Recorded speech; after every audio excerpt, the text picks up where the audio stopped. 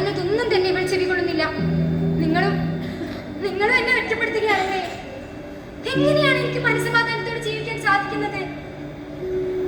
മരണത്തിന്റെ ഗന്ധം എന്റെ ചുറ്റും ഇങ്ങനെ വ്യാപിച്ച് കിടക്കുന്നതായിട്ടാണ് തോന്നുന്നത്.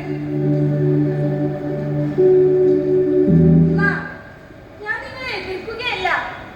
നമ്മുടെ ഈ സ്വാത്തിന്റെ അവകാശങ്ങൾക്ക് വേണ്ടിയാണ്, നിലനിൽപ്പിന് വേണ്ടിയാണ്, വിജയത്തിന് വേണ്ടിയാണ് ഞാനിതെല്ലാം പറയുന്നത്. എത്ര കാലമാണ് ഈ വ്യവസ്ഥയുടെ അടിമകളായി നാം ജീവിക്കുന്നത്? ഇതിൽ നിന്നും മോചനപ്പെടാൻ വിദ്യാഭ്യാസം മാത്രമേ വഴിയുള്ളൂ. അതിലേക്കാണ് എന്റെ യാത്ര. അവളെ തടയരുത്. നമ്മുടെ മകൾ പേനയാണ് ആയുധമാക്കിയിരിക്കുന്നത്. പേടിച്ചോടി ഒളിച്ചാൽ പിന്നെ ആരാണ് ഇരുട്ടിൽ ഒരു വെളിച്ചമാകുക? എനിക്ക് നിങ്ങളുടെ ധൈര്യം ഇല്ലസിയാവുകയും ഒരമ്മയാണ് ഞാൻ. അവളുടെ സുരക്ഷ അത് മാത്രമേ എന്റെ ചിന്തയിൽ ഇപ്പോൾ ഉള്ളൂ. സുരക്ഷയേക്കാൾ വലുതാണ് സ്വാതന്ത്ര്യം. പഠിക്കാനുള്ള സ്വാതന്ത്ര്യം, സംസാരിക്കാനുള്ള സ്വാതന്ത്ര്യം. മോളെ, നീ പോകണം.